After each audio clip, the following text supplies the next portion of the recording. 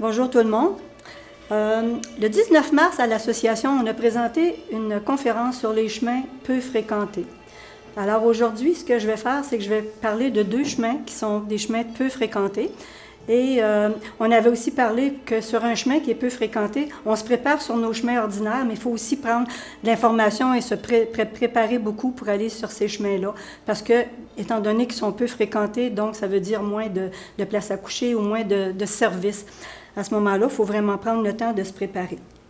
Avant de partir sur un chemin, moi, je me pose toujours une question. Qu'est-ce que ce chemin-là va représenter pour moi? C'est quoi ma motivation pour aller faire ce genre de chemin-là? C'est sûr que ça peut être un défi physique, ça peut être un défi personnel, ça peut être pour ralentir un peu ma vie, ralentir mon rythme de vie. Ça peut être aussi pour découvrir des choses particulières en moi, mais il y a toujours une préparation à me demander qu'est-ce que ce chemin-là va m'apporter. Alors, c'est sûr que dans notre sac à dos, on apporte du bagage, on apporte de l'équipement, sauf qu'il y a des fois qu'on amène bien plus que ça. On peut apporter des émotions, on peut apporter de la colère, on peut apporter de la tristesse, des regrets, de l'envie, on peut apporter toutes sortes de choses qui fait que notre sac, des fois, il peut être plus ou moins lourd. Un exemple que je peux vous donner, c'est qu'en 2020, quand c'était le temps, on commençait à voyager après la COVID, j'ai décidé de partir pour aller faire la route, le Camino de l'Avante cette fois-là. Et puis, je me suis préparée. Je ne pars jamais au printemps. Cette fois-là, j'ai décidé de partir au printemps. Et dans mon sac à dos, je pense que j'avais bien du bagage, qu'il n'y avait pas d'affaires là. Et tout a mal été. Alors, j'ai parti avec l'avion. Je devais partir le 26 mai, revenir le 27 juillet. J'arrêtais à Madrid et je prenais un vol intérieur pour me rendre à Valence pour commencer ce chemin-là. Et puis, quand je suis arrivée à Madrid pour aller prendre mon deuxième avion, je n'étais pas capable de faire ma carte de bord, je n'étais pas capable, on est venu m'aider. Tout ça pour me rendre compte que oui, j'avais un billet pour le 27, mais le 27 juillet, de mon retour. Donc, j'ai perdu mon vol pour me rendre là. Et là, on me dit, ben, tu peux peut-être te trouver un train. Donc, je suis allée j'ai descendu les étages à une folle vitesse. J'avais d'autres choses de réserver. Fait que j'ai été acheter un billet de train pour pouvoir me rendre à Valence. Sur le chemin, c'était le printemps, un printemps qui n'avait jamais eu autant de pluie, donc les rivières débordaient. À chaque fois que je venais pour traverser un bout de chemin, il fallait se déchausser, il fallait prendre le sac à dos, traverser, mais il y a des fois où c'était vraiment trop, je n'étais pas capable de le faire. J'ai été chanceuse parce qu'il y a une voiture qui m'a traversée. Et puis tout ça, le soir, j'étais couchée dans l'auberge, en arrivant à la fin de la journée, j'étais toute seule, il pleuvait, j'entendais l'orage. J'ai dit, bon, là j'ai dit, je ne vais pas faire ça à chaque fois, déshabiller, facile. Je trouvais ça trop compliqué, puis je trouvais ça un peu stressant. Sauf que je ne savais pas si c'était la dernière fois que ça arrivait, mais bon, j'ai décidé de prendre 2 autres trains et retourner sur la Via de la Plata, que j'avais déjà faite en 2018. Tout ça pour qu'une semaine après avoir commencé à marcher, j'ai eu un accident et il fallu que j'arrête de marcher. J'ai été quand même faire hospitalière sur le Camino Frances, à l'auberge à Astorga, 4 étages avec les 2 pieds terriblement douloureux, à faire le ménage, recevoir les pèlerins. Fait que là, j'ai dit, je pense que le chemin m'a assez parlé, je suis revenue chez moi. Et ça a été dans mon bagage, j'ai enlevé mon bagage plusieurs choses, mais je m'en ai rajouté avec des frustrations et tout ça. Donc, je pense que quand on part pour un chemin, surtout si c'est un chemin qu'on n'est pas certaine, qu'on ne connaît pas gros, il faut s'assurer d'avoir de l'information avant de partir. Je fais l'éloge de la lenteur. Il y en a plusieurs qui savent que maintenant, je n'aime pas marcher vite, donc je prends toujours mon temps sur le chemin. Prendre mon temps aussi pour m'arrêter souvent, prendre le temps de me grounder, enlever mes chaussures, mes bas, prendre le temps de rester sur place et de voir les alentours pour mon chemin. Je trouve ça bien important aussi. Je peux faire ce que je veux à ce moment-là, m'arrêter quand je veux. Prendre le temps aussi de parler aux gens. C'est sûr que sur certains chemins, celui que je vais vous parler tantôt, il n'y avait pas grand monde à parler, excepté les gens de la place. Mais ces gens-là sont importants, ceux qui nous reçoivent dans les gîtes, ceux qui sont présents à pouvoir nous accueillir quand on fait un chemin. Et c'est le fun un peu de déposer notre carapace un peu. Genre que si je pense moins à moi en écoutant les autres, ça me donne un break de ma personne. Ça me fait comme pouvoir profiter d'autres choses et pas ruminer. Tu sais, des fois, on a des choses qui nous trottent par la tête. Fait que ça, j'aime ça prendre le temps aussi. Puis avec ces gens-là, on n'a jamais besoin de porter de masque. Hein, on ne les connaît pas. On peut être nous-mêmes et on peut en profiter grandement. je me demande aussi c'est quoi mon essentiel. Pas juste l'essentiel du chemin que je m'en vais faire, mais l'essentiel dans ma vie. Et puis je me demande aussi, qu'est-ce que c'est qui serait ma vie si j'étais plus proche de mon essentiel? Donc c'est certain que ça fait poser des questions. Et si jamais il y a un petit fardeau, quelque chose qui se dépose, que ça ne va pas, bien, je trouve un objet, ça peut être une roche, une branche, n'importe quoi que je vois près de moi. Puis je fais un peu comme quand on est sur le Camino Frances et qu'on va déposer notre petite roche sur la crouse des Ferros. Donc, on dépose un peu le fardeau qu'on a en trop-plein avec nous. On parle de préparation aussi parce que sur les chemins qui sont peu fréquentés, il y a des fois que tu peux trouver des choses sur l'application Gronze. Des fois, tu n'en as pas, mais il faut que tu sois au courant un peu des services qu'on va t'offrir sur ce chemin-là. Et une façon de le faire, c'est vraiment d'écrire aussi aux associations qui sont très généreuses dans les informations qu'on a besoin.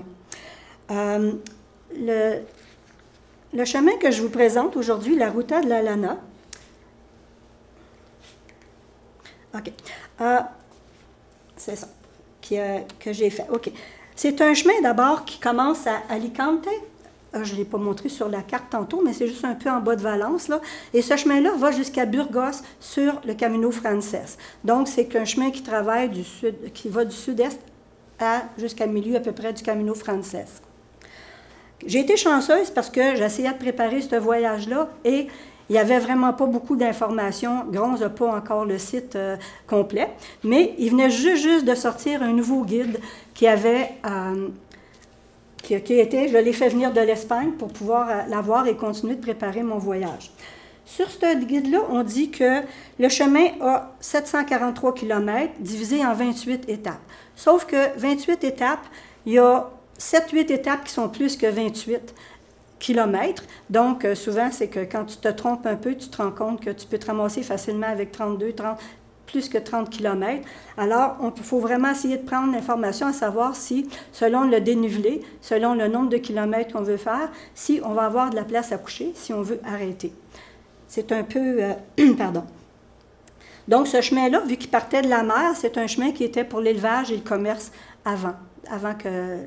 Il y en a encore probablement, là, mais c'était la façon de faire. C'est facile de s'y rendre aussi. Ça peut être un avion, justement, qui part de Bordeaux, qui va après ça un vol intérieur qui va jusqu'à Alicante.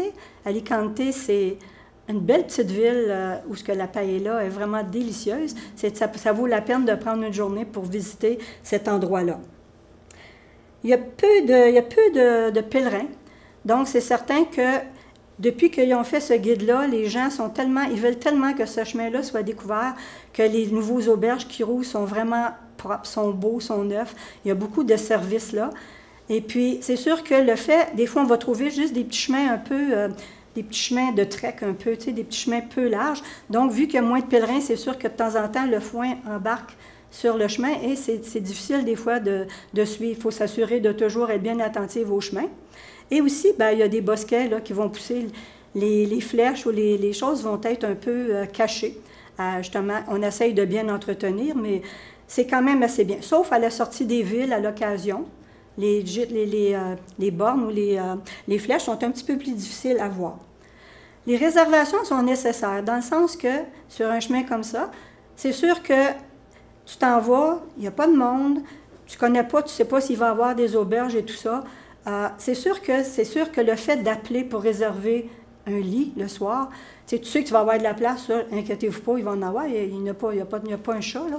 Mais je veux dire, c'est sûr que le fait que tu aies laissé ton numéro de téléphone, on te demande souvent à quelle heure tu penses arriver. Donc, si, mettons qu'à un moment donné, on peut te rappeler puis dire, ben, tu comptes toujours venir à l'auberge ce soir, à ce moment-là, ben, c'est certain que c'est rassurant pour nous autres de savoir qu'on est sur la route, quelqu'un sait qu'on est sur la route et qu'on s'en va là. Alors, c'est un peu un côté où ça peut être rassurant. Et aussi, c'est que sur tous les chemins, souvent, on va dire, bon, traînez-vous de la bouffe, tatati, ça se peut que l'auberge soit, mettons, tu vas chercher la clé au bar, peut-être que le bar va être fermé ou des choses comme ça. Mais sur ce chemin-là, même si tu arrives une journée où le bar est supposé d'être ouvert, ça ne veut pas dire qu'il va être ouvert. Il y a vraiment... il y a peu de gens, il y a tellement peu de pèlerins qu'ils ne restent pas là spotés pendant toute la semaine pour s'assurer que si quelqu'un vient, on va être là. Donc, même le bar où tu dois aller chercher la clé pour ton auberge, souvent le bar va être fermé. Mais les gens sont hyper sympathiques. C'est sûr que si tu manques de quelque chose, on va tout faire pour t'aider à trouver. Tu n'as pas la clé de l'auberge, on va te faire des téléphones pour essayer de trouver quelqu'un qui peut l'avoir. Et c'est des gens qui sont serviables comme c'est pas croyable. Ils sont très, très gentils. Maps.me a été très utile, l'application téléphone, pour ce chemin-là, d'ailleurs, en passant.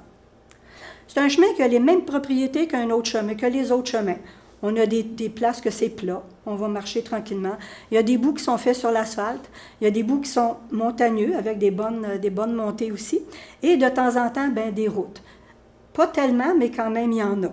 Il y a quand même les mêmes propriétés.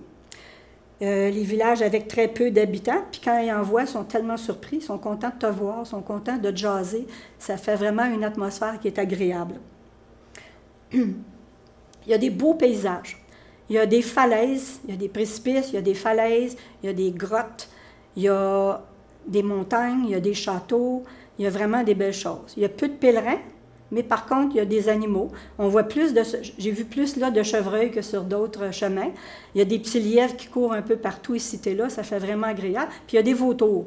Je n'avais jamais vu de vautours, j'en ai vu. Ça a été très, très agréable. Il y a des champs de céréales, il y a des vignes aussi, il y a des champs de tournesol. On retrouve un peu, c'est l'Espagne, hein, alors c'est sûr que c'est pas mal semblable. Comme je disais, il ne faut pas se fier non plus aux bars, aux épiceries. Comme je vous dis, même si c'est supposé d'être ouvert, la personne a décidé d'aller prendre un café avec son beau-frère, sa belle-sœur ou quoi que ce soit, ça se peut qu'on se rive le nez. Donc, toujours un peu de bouffe. Et quand il y a un point d'eau, s'assurer remplir nos réserves au cas où, quand on arrive, on n'en trouve pas. C'est un chemin d'imprévu, c'est un chemin de diversité, c'est un chemin de belles surprises. Là, on va passer, pardon, avec les attraits du chemin. Donc, la première journée, c'était à Novelda, c'est un chemin, puis vous allez voir, le ciel est bleu, je commande du beau temps quand je pars en voyage, alors il y a du beau temps, et c'était vraiment super comme atmosphère tout le long du voyage. On se promène dans des paysages avec des montagnes, soit les montagnes de verdure ou des montagnes aussi en roche, là, comme celles qu'on voit ici. C'est très agréable. Il y a les petits chemins qui se promènent là-dedans et c'est magnifique, c'est magnifique. Je vais vous vendre le voyage, vous allez voir, vous allez vouloir essayer cette route-là. On est encore à Novelda, il y a un Santuaria de Santa Maria Magdalena. Quelqu'un disait que c'est peut-être un des étudiants de Gaudi qui aurait construit ce sanctuaire-là. J'ai essayé de trouver si c'était vraiment vrai. Je n'ai pas trouvé la preuve, mais ça ressemble, on voit les colonnes et tout ça, c'est un peu dans le style de Gaudi. On est encore à Novelda, on dit qu'il y a beaucoup de châteaux. À chaque fois qu'il y avait une montagne, il y avait un château en haut, donc c'est pratique, c'est un peu pas mal sur l'Espagne, mais il y en avait vraiment beaucoup. La prochaine, c'est Alcalá de Júcar. C'est une des plus belles villes de l'Espagne qu'on dit. C'est creusé dans le roc, c'est vraiment impressionnant là, de voir ça. Et le soir, avec le château qui est illuminé et toutes les lumières autour de toutes ces roches-là, c'est vraiment quelque chose de beau à voir.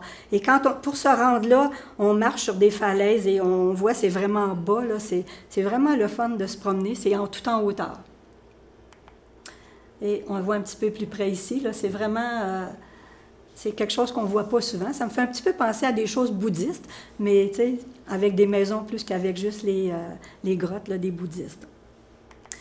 Il y a juste une grande ville sur le chemin, une plus grande ville, et c'est Cuenca.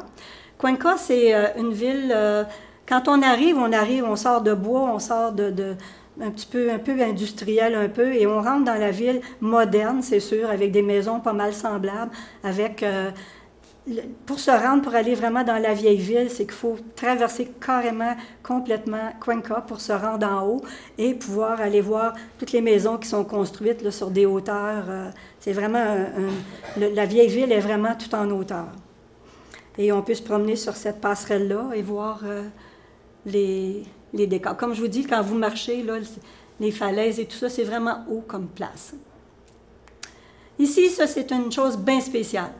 Via Conejos de Trabaque. Quand j'ai été pour ma première journée, j'ai rencontré une des personnes qui avait écrit le guide, qui était à l'auberge, le premier auberge, et il m'avait dédicacé le livre. Et aussi, il a dit certaines choses, certaines places à aller voir.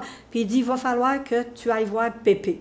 Pépé, c'est un homme extraordinaire. C'est celui qui a le T-shirt bleu. Et à chaque fois qu'il y a un pèlerin qui se présente, il invite le pèlerin à souper. Fait qu'il l'invite dans cette petite pièce-là où il fait un feu, et avec Paolino qui l'accompagne tout le temps, et il fait vivre une soirée mémorable. C'est tellement impressionnant. La pièce est petite, puis dans le coin, il y a comme une porte cachée avec un rideau en tissu, avec une tringle, et là, il nous fait traverser l'autre bord et il nous fait visiter son monde. Et c'est Paolino qui raconte toute l'histoire. Pépé est très, très réservé, mais mon Dieu, tellement généreux, mais tu te couches tard. Fait que le lendemain matin, quand tu repars à marcher, puis à la fin, c'est ça, il fait une petite cérémonie, il m'avait donné une petite médaille qu'eux autres ont préparée, eux autres mêmes. Là. Fait que c'est vraiment une belle journée, une belle soirée à passer avec ces deux personnes-là. C'est des anges du chemin, ça. C'est des gens très, très présents pour les pèlerins. Ici, on arrive à Almansa. Almansa croise aussi le Camino del Levante.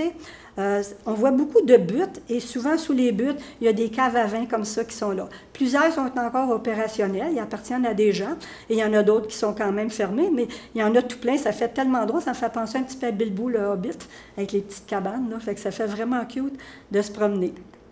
Et des châteaux, comme je vous ai dit, à chaque fois qu'il y a une côte, il y a un château dessus. Ça, ici, j'ai été chanceuse. C'est le fun quand on arrive dans une ville en Espagne et qu'il y a une fête. Les Espagnols, ils savent fêter, fait que c'est le fun d'arriver et de voir ça. Il y avait une parade, ça c'est la rivière Salmerón qui appelle, et il y avait une parade de radeaux que les gens construisent, tout ça, et ils font une parade là, avec... Moi, j'ai choisi celle de Mahou, parce que tout bon pèlerin connaît la bière Mahou, donc j'ai dit, on va prendre cette photo-là. Alors, c'est ça, il y avait ça.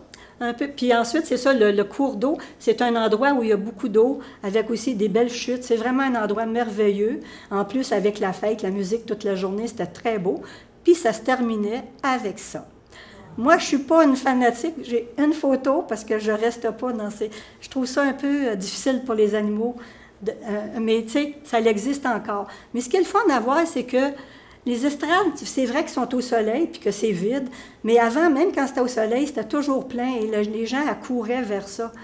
Mais maintenant, c'est moins pire. Tu sais, les gens vont moins y aller et il y en a de moins en moins. Moi, c'est la première fois que j'en voyais une. J'avais déjà vu un encierro des taureaux, qu'on appelle, là, les taureaux qui courent dans les rues, mais de voir le toreo, tout ça, j'avais jamais vu ça. Et le soir, c'était la musique et tout et tout. Ça, c'est les vautours, Cifuentes. Il y en avait des vautours. J'ai pas une bonne caméra, puis j'ai pas eu le goût de me rapprocher pour prendre des photos de plus proche. Je sais pas si vous comprenez, mais j'avais pas vraiment le goût. Mais il y en avait, je sais pas s'il y avait des carcasses ou quoi que ce soit, mais il y en avait beaucoup. Il y avait un party là. Et puis, il y a des fois, juste même avant d'arriver, tu sais, tu marches, puis là, tu ne sais pas qu'il y en a peut-être ailleurs, mais là, tout à coup, ça part. Ta flaque, là. C'est gros, c'est immense, puis ça se met à voler, ça fait un bruit, mais je veux dire, c'est tellement impressionnant de voir ça. Et même le soir, dans l'auberge, à travers la fenêtre, je voyais autour des montagnes, on les voyait tourner autour des montagnes, c'était vraiment quelque chose de beau à voir, parce qu'on n'est pas habitué de voir ces choses-là.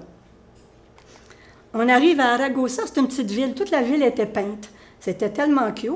J'ai regardé en revenant sur Landhart, c'est sur ordinateur, c'est un endroit. Il racontait comment la ville se peint, les gens participent et tout ça. Et vraiment, c'était drôle de voir la panaderia avec les pins, la floristeria avec les fleurs et tout, le petit village qui se promenait. Là, ça fait vraiment joli à traverser. C'est pas un gros village, mais il est tout décoré. Sur le chemin, on rencontre deux autres routes. On rencontre la route del Cid. La Ruta del Cid, c'est plus des circuits pour les vélos. Ça va jusqu'à dans le coin de Burgos et tout ça. Les vélos ont des tracés et j'ai vu beaucoup de bicyclettes, là, beaucoup de gens qui le font. Et aussi, on a la Ruta des Don Quijote, de Don Quichotte. Alors, on voit ces piquets-là aussi en même temps que ceux de la Lana. À Sigüenza, il y a un autre village aussi qu'on traverse. Et, on était déjà haut et ça continuait de monter pour se rendre au château. C'est vraiment beau. Il y a aussi des beaux endroits où c'est merveilleux quand on arrive dans ces endroits-là aussi. C'est relaxant, c'est agréable. Ça, c'est Las Inviernas. J'ai oublié d'écrire Las Inviernas dessus. Ça, c'est... dans chaque chemin, on peut voir des choses qui sont spéciales et tout ça, là. Mais avec tous les chemins que j'ai faits, Ça venait de monter, là, ça montait, ça montait, ça montait, ça finissait plus de monter. J'avais hâte d'arriver en haut. Quand je suis arrivée en haut et que j'ai vu cette immensité-là autour de moi, ça a été une grosse boule d'émotion. Ça a été un moment de plénitude. Je veux dire, c'était comme... C'était tellement intense, et je me sentais tellement petite d'arriver dans cette immensité-là, après avoir monté et tout ça. Et puis, en fait, je prenais conscience qu'on va à Compostelle pour marcher. Et la marche, c'est ce qui est important, c'est le point A au point B, c'est la marche. Et ça, je le savais. Mais là, je le vivais. Je le vivais en dedans. Je suis encore un peu émue, je suis désolée. C'est un endroit qui a frappé fort sur le voyage. Alors, c'était un endroit que j'ai beaucoup apprécié. Ici, Fresno de Carasena, on embarque. Vous avez les petits chemins comme ça. À un moment donné, on avance. Et puis, pardon. On commence à avancer. Il y a de temps en temps, on traverse des petits ruisseaux sur des roches. Un peu plus loin, on va retraverser de l'autre côté, mais on se retrouve toujours sur un petit chemin. On a aussi une borne, on a les bornes aussi comme un GR. De toute façon, il n'y avait pas de danger de se perdre dans celui-là parce qu'il n'y avait rien qu'un chemin. Sinon, ben, c'était, vous voyez les petits chemins au loin, un petit peu plus loin, on voit qu'on se promène et on s'en va là-dedans. Et c'est toujours des montagnes de rochers comme ça, avec des grottes tout plein qu'on a tout le long de cette route-là, c'est ce qu'on a. J'ai pris une photo justement avec une grotte, je me suis dit, il doit y avoir des animaux à l'occasion qui couchent là-dedans, certains. Il y en avait tellement dans les rochers, là, dans les montagnes. Et les chemins continuent, ça fait 3/4 d'heure que tu marches, tu regardes, bon, probablement que ça sort après le prochain tournant, mais on continue d'avancer, je continue, je marche, et ça n'arrête pas. Après 2 heures de temps, c'est un canyon de 8 km de long que je ne savais pas qui était là. C'est à force de marcher, puis de me dire, tu sais, à un moment donné, ça va sortir. Et puis on se promène dans des petits sentiers comme ça tout le temps. C'est bien agréable, mais après 2 heures, je me questionnais. J'avais hâte de voir si ça sortirait. C'est toute beauté, c'est vraiment beau. Avec les rochers et tout. Et à un moment donné, il y avait une côte, on sortait, je sors, mettons, vous voyez le petit chemin, c'est parce que j'avais monté quelque chose juste pour être sûr que, là, je savais qu'il y avait une route, et à cet endroit-là, c'était à San Esteban. Quand je suis arrivée, il n'y avait pas d'auberge, il y avait un bar, j'étais allée manger, tout ça, et la femme, elle m'a prêté la maison de son fils pour coucher le soir, parce qu'il n'y avait pas d'auberge, il n'y avait pas rien. Fait que j'ai couché dans une maison espagnole, c'était bien agréable aussi. Et il y a aussi des champs de tournesol, comme je vous disais. Donc, ça, c'est le chemin de la Lana. En conclusion, ce chemin-là, peu importe ce qui vous arrive, que vous vous perdiez de chemin, que quelque chose, que le bar soit fermé, que, tu sais, il y a un monsieur qui avait même sorti une table dehors avec une bière, des tomates, du fromage. On n'est jamais mal pris, quelqu'un va aider. Fait que c'est vraiment un chemin qui vaut la peine, puis je pense que la manière qu'il travaille fort pour le garder beau et le rendre accessible, ça vaut vraiment la peine d'étudier un peu ce chemin-là. Éventuellement, il est en train de se faire aussi sur Gronze, parce qu'à ce moment-là, vous allez avoir plus de détails avec les dénivelés et tout ça.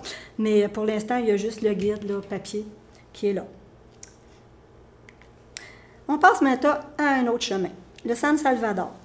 Le San Salvador, c'est sûr que quand tu arrives à Burgos, c'est le fun de prendre le temps de passer une journée à Burgos puis de visiter, même si on l'a déjà vu. C'est un bel endroit et ça vaut la peine de s'arrêter avant de partir pour un autre genre de chemin.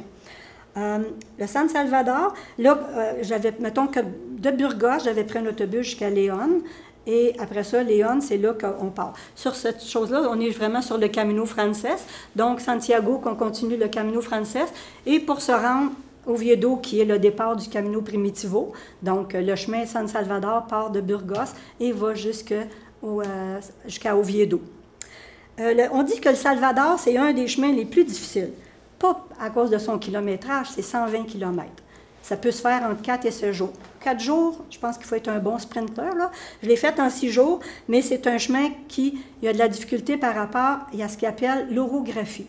L'orographie, c'est un phénomène que, étant donné que c'est des montagnes abruptes qui montent et qui descendent constamment, parce que c'est des très grosses montagnes, vous allez voir tantôt, c'est que la façon dont le vent va aller frapper sur la montagne fait que, dépendant du taux d'humidité qu'il y a dans le vent, il va faire que les nuages vont se former en haut de la montagne. Et ce procédé-là fait que les prévisions météorologiques sont imprévisibles. Donc, moi, j'aurais pas voulu faire ce chemin-là avec de la pluie, avec les petits chantiers boueux, là, mais c'est vraiment un chemin qui vaut la peine aussi d'être vu. C'est des montées importantes et de descentes importantes. Il y a aussi des chemins qui sont très à ras de bord de montagne. Et puis, il y a des places aussi, il y a beaucoup de cailloux, des petits chemins que tu vas avoir beaucoup de roches. Donc, il faut être prudent. C'est pour ça que je dis qu'avec de la pluie ou quelque chose comme ça, encore plus prudent. Dépendant des kilomètres qu'on peut faire sur ce chemin-là, il y a beaucoup de variantes. Donc, quelqu'un peut avoir fait, j'ai vu une conférence déjà du Camino de le chemin de San Salvador, puis on n'a pas fait le même chemin. Mais il y a des variantes. Fait que souvent, tu te dis, oh mon Dieu, j'ai pas vu ça, ou des choses comme ça. Quand tu prends une variante, il faut faire encore plus attention pour être certain que tu vas trouver des auberges aussi, des places à coucher. Il y a des villes aussi sans aucun service. Il n'y a pas vraiment, il n'y a rien. C'est à peine quelques habitants et c'est à peu près tout. Mais c'est le plus beau chemin que j'ai fait. J'aurais voulu qu'il dure un mois, celui-là. Donc, ça commence, mettons, un peu sur un chemin plat. Après ça, ça se met à monter. La première montée est vraiment quelque chose à faire, là. Mais tu sais, c'est le fun. Ça fait du bien. Déjà, tu es réchauffé d'un autre chemin, fait que ça va bien. Et dans le bois, souvent, on rencontre des petites boîtes aux lettres comme ça. On peut laisser un message ou voir si quelqu'un a écrit quelque chose. Il y a des petites choses. Je suis allée fouiller pour voir un peu. J'ai même laissé ma trace, là, tu sais, de dire que telle année, telle date. J'étais sur le Camino San Salvador. Et on a des bornes, comme vous voyez, on avait vu au début aussi, et on embarque, vous voyez les montagnes, là, c'est des montagnes tout le long, ce voyage-là. Là. Mais il est quand même très bien balisé, je dirais même aussi.